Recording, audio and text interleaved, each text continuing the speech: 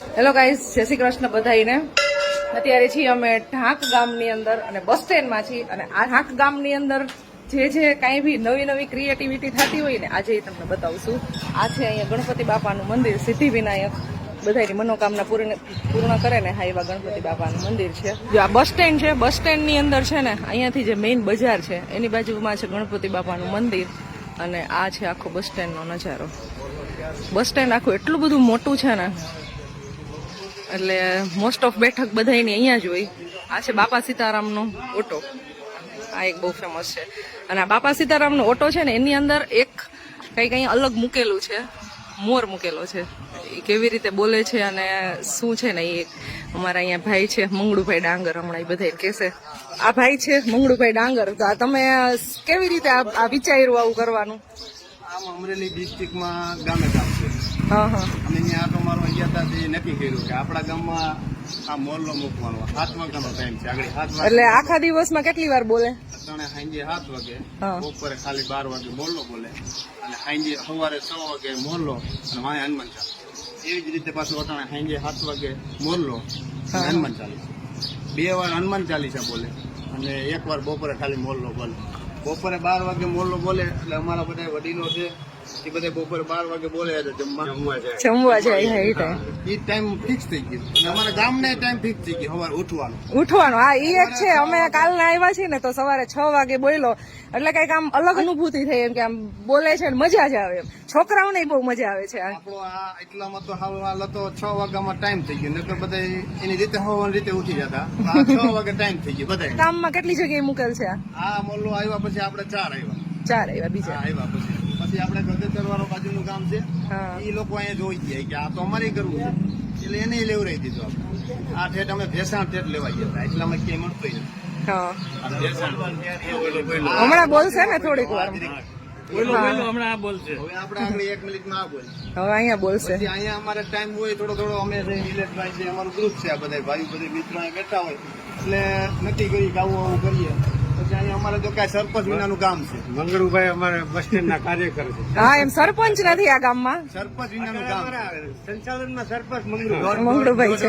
સરપંચ વિનાનું ગામ છે એટલે અહીંયા અમારે અંધારું હાવ ફોર. બસ સ્ટેન્ડમાં બહુ લાઈટું સરસ થઈ ગયું છે, અજવાળા થઈ ગયા. કર્યું કોઈ સવારમાં 5 વાગ્યામાં બસો જાય ને તો ઓલા પીપરે બસો વાળા વૈયા જતા. હા એને દેખાય નહીં, બસો આમથી મંદિરેથી આવે ને એટલે દેખાય નહીં પેસેન્જર બેઠા. એટલે અમે અહીંયા બેઠા નક્કી કર્યું કે આ તો બહુ ઓલું થઈ જાય. પછી અમે અહીંયા અનિવાર્ય કર્યા છે. આમ કે અનિવાર્ય નહોતા ઠેઠમાં ગેટ લગી પાવર ફૂટાય અનિવાર્ય કર્યા. આવું અમે બેઠા અહીંયા કરી છે બસ સ્ટેન્ડ વાળા. હજી મેઇન એક જરૂરિયાત છે ને ગામના જે ગટર છે ને આપણે મેઇન રોડ ઉપર, હા ઈ એક મેઇન પ્રશ્ન છે.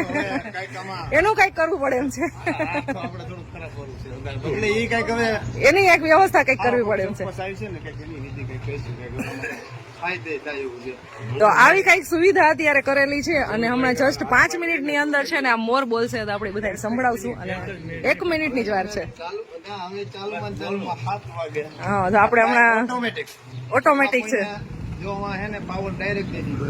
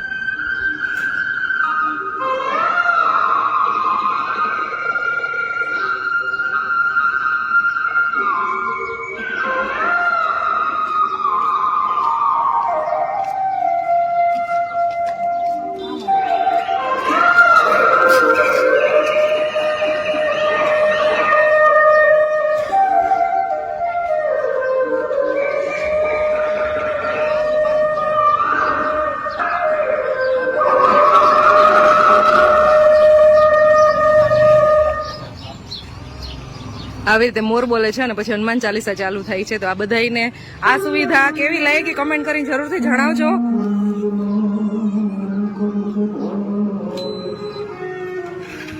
महावीर विकलम बजरंगी कुमति निवार सुमति